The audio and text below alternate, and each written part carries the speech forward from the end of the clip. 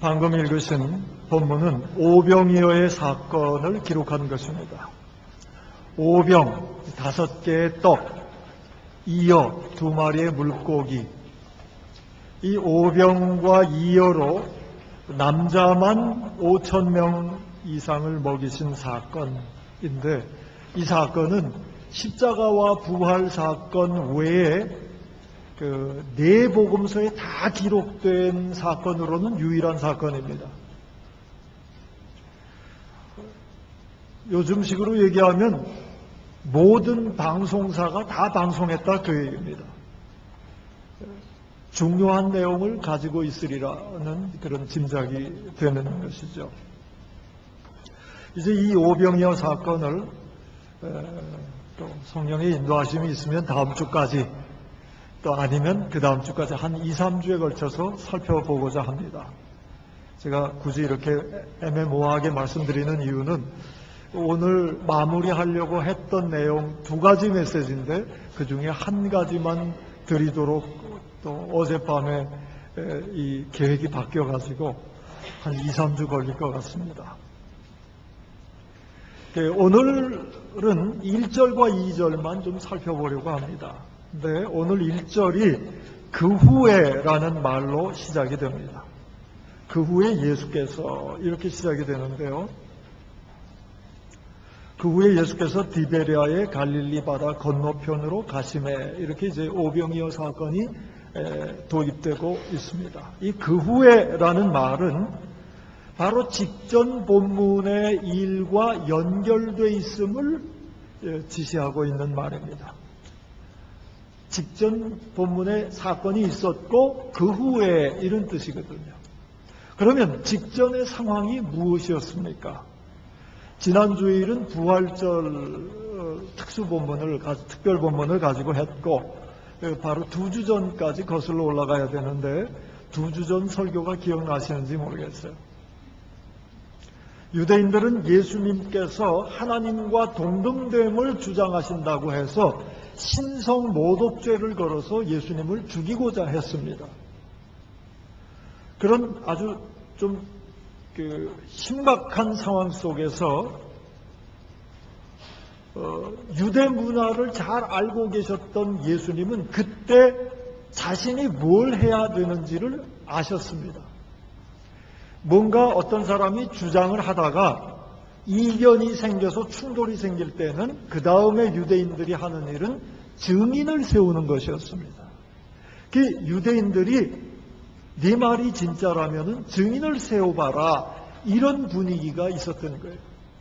그런 상황에서 예수님께서는 바로 직전 본문인 5장 30절에서 37절까지의 말씀을 하시게 된 것입니다. 그 내용의 주된 내용은 무엇입니까? 34절, 5장 34절에 보면 나는 사람에게서 증언을 취하지 아니하노라. 37절, 나를 보내신 아버지께서 친히 나를 위하여 증언하셨느니라. 41절, 나는 사람에게서 영광을 취하지 아니하노라.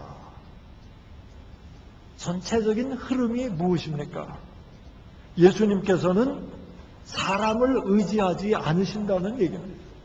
사람의 증언에 좌우되시는 분이 아니다라는 말씀을 예수님 스스로 설명하고 있으신 것입니다. 이러한 예수님의 자세, 사람들을 대하는 자세는 비단 직전 본문에만 있었던 것은 아닙니다.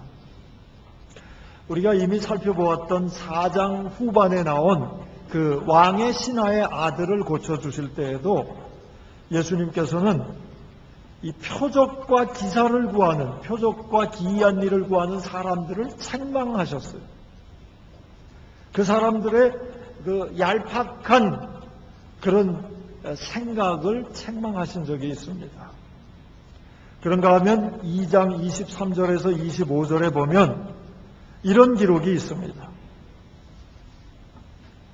6월절에 예수께서 예루살렘에 계시니 많은 사람이 그의 행하시는 표적을 보고 그의 이름을 믿었으나, 많은 사람이 예수님께서 행하시는 표적을 보고 예수님을 믿었어요.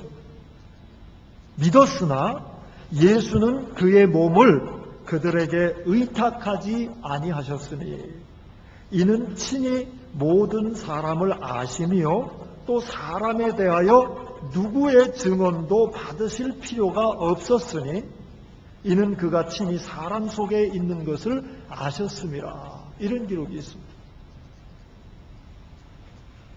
예수님께서는 일찍부터 사람들 속에 하나님을 사랑하는 그런 마음이나 진리에 대한 진지함이 없고 자신들의 욕구를 채워줄 그런 표적에 집중하고 있다는 것을 예수님은 일찍이 아셨던 것입니다. 그리고 그런 사람들은 너무 쉽게 마음이 변해서 예수님을 십자가에 못 박으라고도 할 수 있는 그런 변덕스러운 존재라는 것을 예수님은 알고 계셨습니다. 그렇게 예수님은 사람들의 증언이나 사람들의 인정에 의지하지 않으셨던 것입니다. 예수님은 오직 하나님과의 철저한 일치 속에서 하나님의 뜻만을 굳건히 수행하셨던 분입니다. 그런 일을 이제 오늘 직전 본문에서 표현을 하시고 나서 6장 1절 처음 들어올 때 그 후에 이렇게 얘기가 도입되는 것입니다. 그래서 이 그 후에라는 말 속에 담겨져 있는 뜻은 예수님께서 이러한 초연함을 보이신 후에 사람들의 증언에 난 좌우되지 않는다. 사람들의 증언을 필요치 않는다. 하나님께서 직접 증언하신다. 이런 말씀을 하셨거든요. 그래서 이러한 사람들에게 연연하지 않고 사람들로부터 초연함을 표하신 후에 그런 뜻입니다. 그것이 그 후에라는 말씀 속에 담겨져 있는 뜻입니다. 이제 그 후에 어떤 일이 있었는가? 디베랴의 갈릴리 바다 건너편으로 옮겨가셨습니다. 그때 곧이어 어떤 일이 일어났느냐 하면은 2절의 상황이 일어났습니다. 2절을 제가 한번 읽겠습니다. 큰 무리가 따르니 이는 병자들에게 행하시는 표적을 보았음이냐 이러라. 이런 말씀이 나옵니다. 예수님께서 자리를 옮기셨는데도 표적을 보고 관심을 가지고 또 흥분한 사람들이 예수님을 따라왔습니다. 그러면 이제 제가 모두에 설명드린 그 예수님의 자세를 볼 때 그렇게 따라온 많은 사람들이 따라왔는데 예수님께서 그 사람들을 반갑게 맞이하셨을까를 생각해 보게 됩니다. 더군다나 이제 그 마가복음에 보면 같은 기사를 기록한 마가복음에는 예수님께서 이 오병이어 사건을 일으키시기 전 얘기가 자세히 기록되어 있어요. 어떤 얘기가 있냐면 예수님께서 식사하실 겨를조차 없이 바쁘게 사역을 하셨어요. 그래서 이대로는 안 되겠다 생각하셔서 그 자리를 피하셔서 한적한 곳으로 가시려고 갈릴리 저편으로 그 자리를 옮기신 거예요. 피곤하시고 배고프셨던 상황이에요. 그리고 따라온 사람들은 예수님을 진정 믿었던 사람이 아니라 표적을 보고 따라왔던 사람들이에요. 그렇다면 그런 사람들을 예수님께서 별로 반기지 않았을 것이다. 이런 짐작이 들죠. 따라오는 사람들을 향해서 가증스러운 무리들 이렇게 얘기는 안 하셨을 거예요. 그리고 그들을 귀찮아하지는 않으셨을 거예요. 그러나 귀하게 여기고 정을 줄 만한 그런 사람들로 여기지는 않았을 것이다 라는 것이 우리 보통 인간들의 추측입니다. 그런데 예수님은 달랐습니다. 달리 행동하신 예수님에게 오늘 초점을 맞추고자 하는 것입니다. 마가복음에는 이렇게 기록하고 있습니다. 그 앞부분에 설명이 좀 더 있어요. 예수께서 큰 무리를 보시고 그 목자 없는 양 같음으로 인하여 불쌍히 여기사 이에 여러 가지로 가르치시더라. 이런 기록이 마가복음에 있습니다. 오늘 요한복음에는 그렇게 가르치시다 보니까 오후가 되어가지고 배가 고플 것이다 생각을 하셔서 이제 먹을 것을 주시는 그런 일에 집중이 되어 있다면은 마가복음에는 그 전 상황이 기록되어 있는데 큰 무리가 나오는 것을 보시고 예수님께서는 목자 없는 양같이 여기셔서 불쌍히 여기셨다. 그런 말씀이 기록되어 있습니다.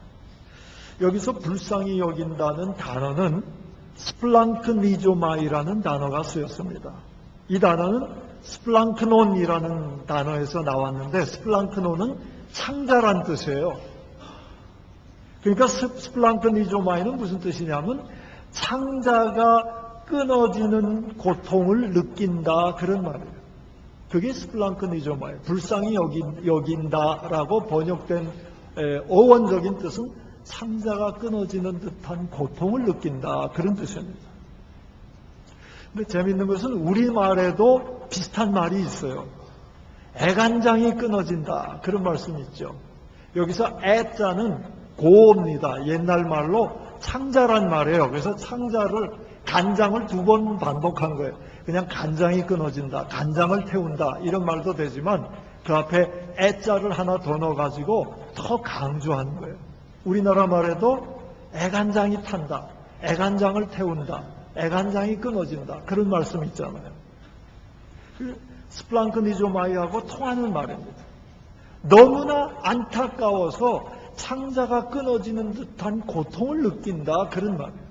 그것이 불쌍히 여긴다는 원어의 어원적인 뜻입니다.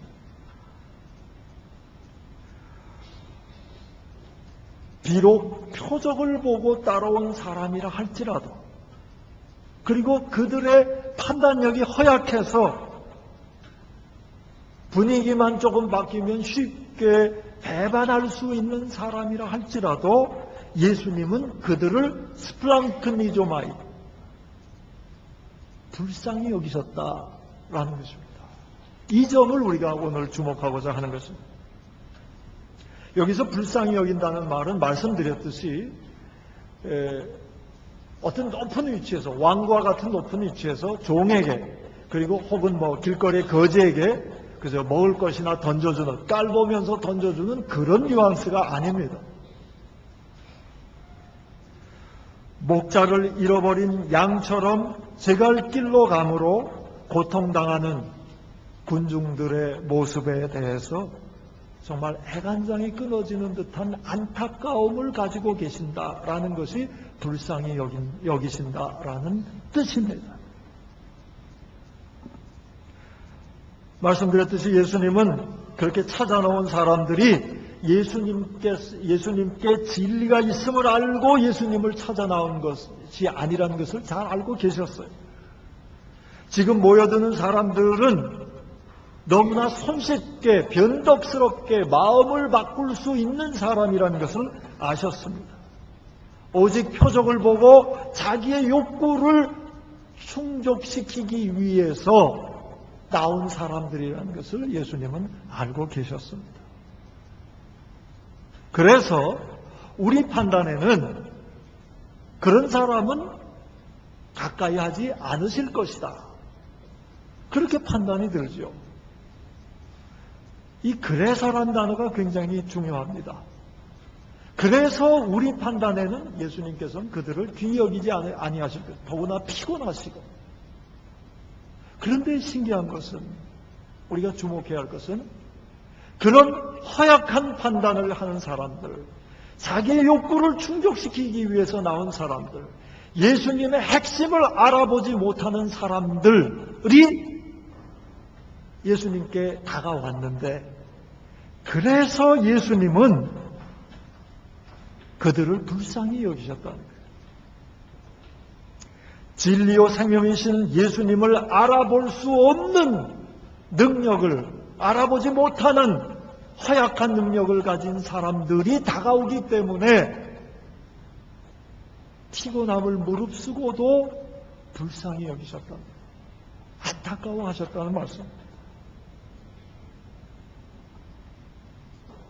양들의 상태와는 상관없이 목자로서의 긍휼이 충만하신 예수님의 모습을 봅니다. 이 불쌍히 여긴다는 말을 다른 말로 바꾸면은 긍휼히 여기신다, 그렇게 바꿀 수 있어요. 영어에서는 그렇게 바꿨습니다. 이 compassion이란 말을 쓰는데 compassion의 뜻은 come은 함께한다는 뜻이고 passion은 고통이란 뜻이죠. 그들의 고통을 함께하신다, 그런 말이에요.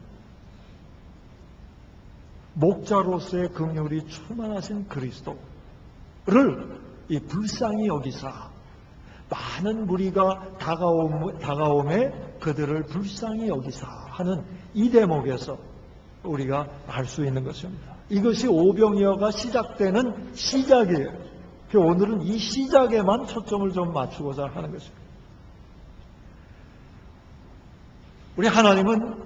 우리가 하나님을 잘 이해하지 못할지라도, 그리고 하나님의 뜻을 알면서도 곁길로 갈지라도, 잘못을 범하고 죄를 범할지라도, 우리의 욕구만을 앞세우면서 그것을 충족시켜 주시기만을 소원할지라도 우리 하나님은 우리를 불쌍히 여기시는 분입니다.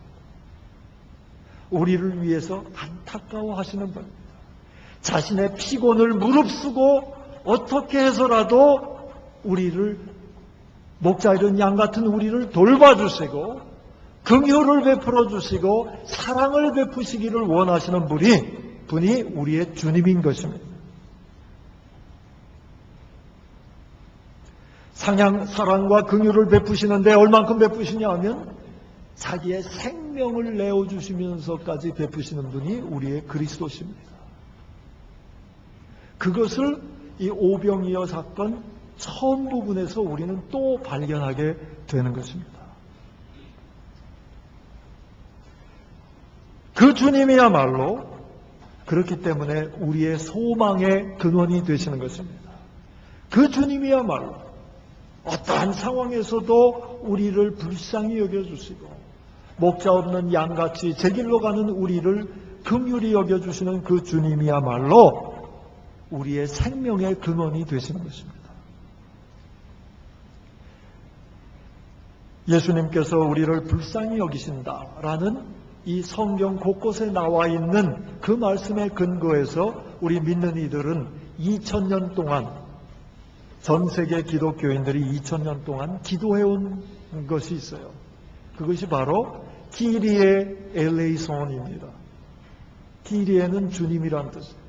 키리에 엘레이손은 주여 우리를 불쌍히 여기소서, 그런 기도입니다.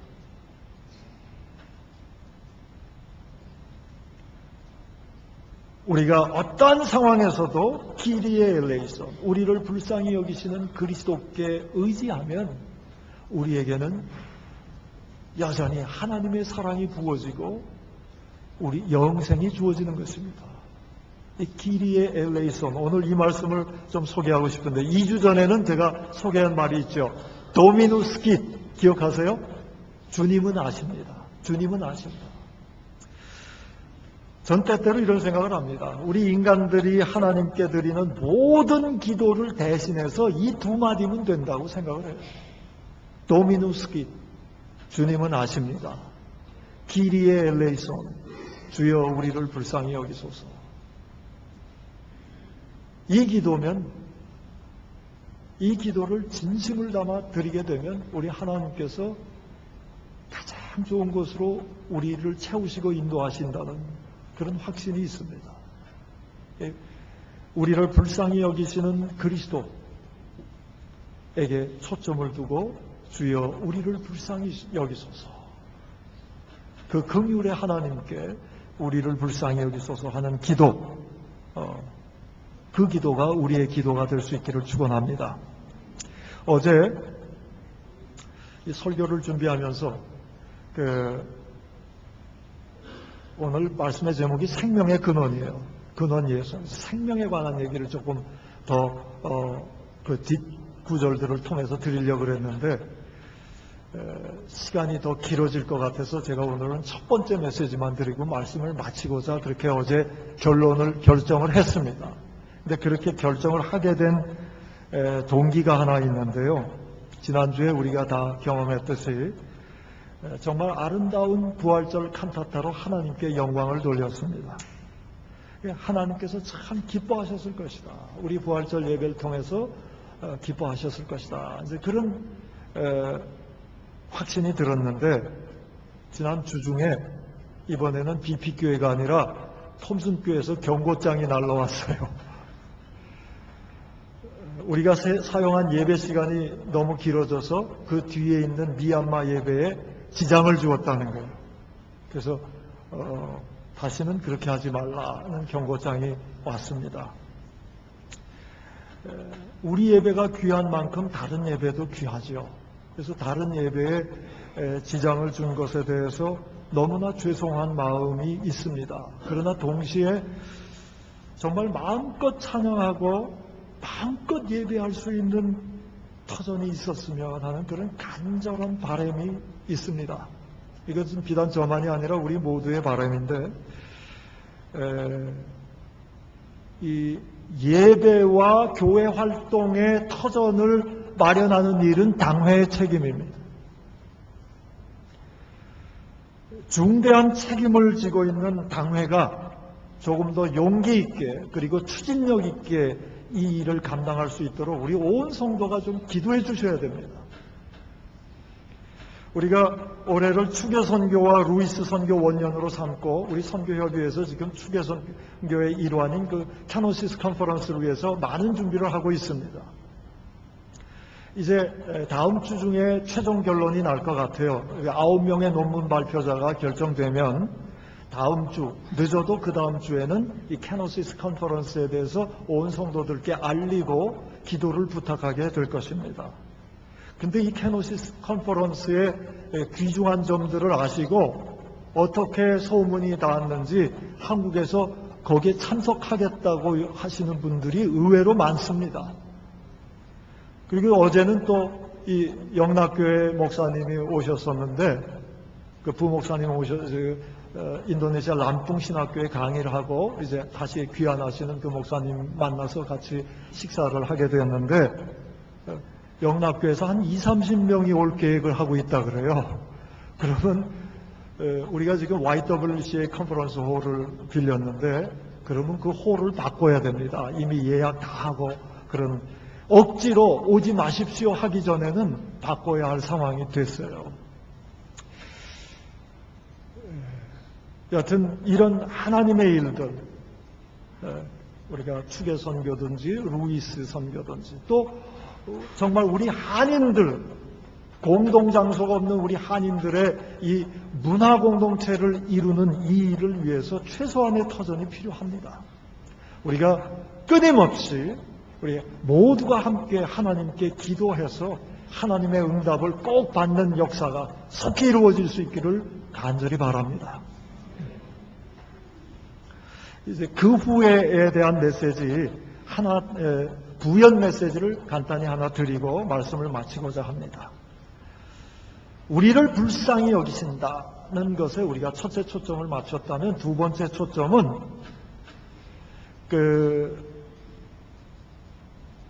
예수님께서 어떤 심정이셨을까를 조금 더 깊이 있게 조명하는 그런 초점입니다.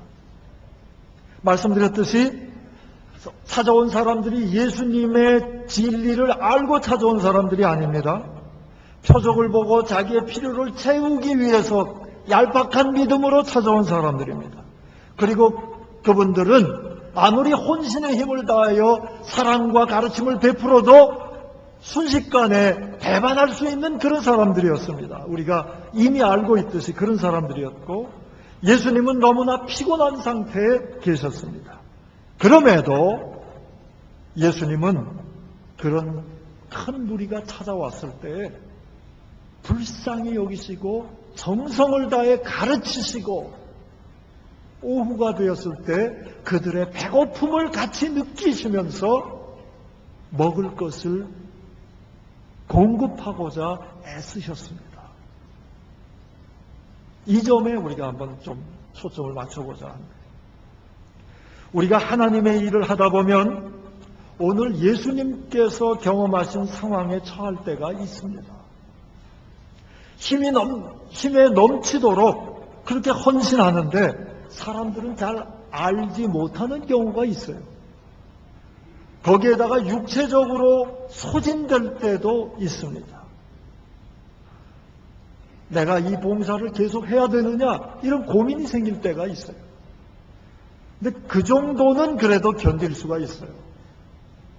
그런데 어떤 때에는 사람들이 너무나 가볍게 생각해서 오해를 하고 그 오해로 말미암아 너무나 쉽게 비난의 소리를 하는 것을 듣게 되면 아주 확고한 기도가 나올 수 있죠. 하나님, 저는 여기까지입니다. 이렇게 기도할 수 있어요.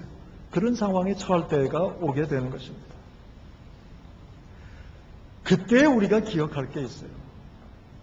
그런 상황이야말로 바로 예수님께서 처하셨던 상황이라는 것입니다. 안식일에 안식일 정신을 살려서 38년 된 병자를 고쳐주었는데 기껏 하는 말이 안식일법을 어겼다고 비난하는 거예요. 그래서 그것은 안식일법을 어긴 것이 아니다 라고 잘 설명을 해줬더니 그 다음에 하는 말은 하나님과 동등되다고 하니 너는 신성모독죄므로 너는 죽어야 된다고 얘기하는 거예요. 예수님이 처하신 상황이에요. 그런 상황에서도 그 후에 그 비슷한 사람들이 또 몰려올 때 예수님은 불쌍히 여기시는 심정을 가지셨다는 거예요. 긍휼한 마음으로 애간장을 태우시면서 안타까워하시면서 또 찾아온 사람들을 섬기시는 예수님을 우리는 오병이어 사건에서 보는 것입니다. 여러분, 우리가 예수님과 비슷한 상황에 처한다는 그 자체가 복인 줄을 아셔야 됩니다.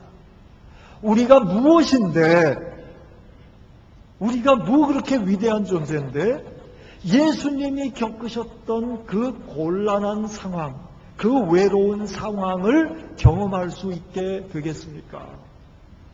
그게 복이에요. 그리고 그런 상황에서도 그들을 불쌍히 여기시는 그리스도의 심정을 느낄 수 있게 된다면 그것은 믿는 이가 가질 수 있는 최상의 복입니다. 우리가 진짜 복 받는 길로 가야 됩니다. 그 복은 사람의 평가나 사람의 증언에 매이는 사람은 누릴 수 없는 복입니다. 그리스도가 가지셨던, 처해졌던 상황과 그리스도께서 가지셨던 심정을 가질 수 있는 그 복은 아무나 받는 것이 아닙니다. 오직 그리스도와 깊은 교통을 하면서 오직 그리스도만을 의지하는 사람, 사람들에게 연연하지 않고 그리스도만을 의지하는 사람, 그리스도를 닮고 싶어하는 사람, 그리고 그리스도께서 친히 증언해주는 사람만이 누릴 수 있는 복입니다.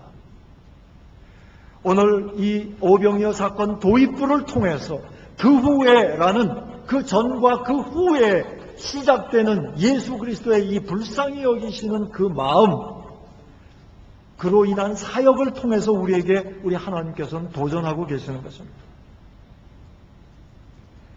그리스도와 일치를 이루는 그리스도의 심정을 갖는 그러한 복을 가지라, 그런 도전을 우리에게 주시는 것입니다. 저와 여러분이 이 땅을 살아갈 때 세상의 평가나 증언에 좌우되지 않고 오직 그리스도와만 교통하는 가운데서 그리스도의 심정을 소유할 수 있는 그런 복이 충만하기를 축원합니다. 기도하겠습니다. 잠시 오늘 주신 말씀 묵상하는 시간 갖겠습니다.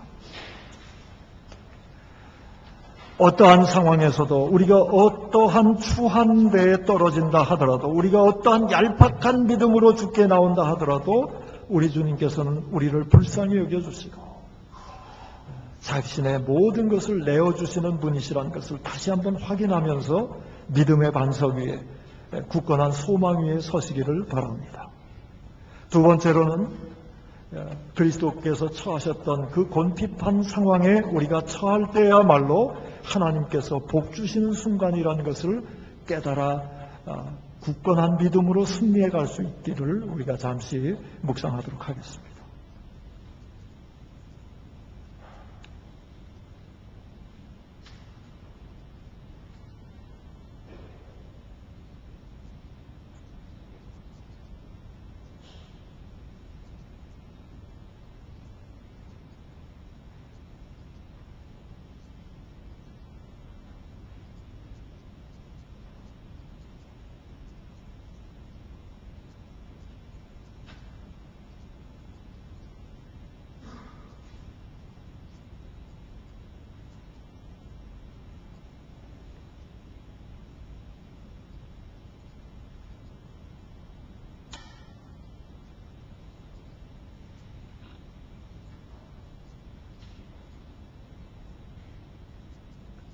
하나님, 우리의 얄팍한 믿음이나 우리의 허물과 잘못 때문에 하나님의 사랑을 의심치 않게 해 주옵소서.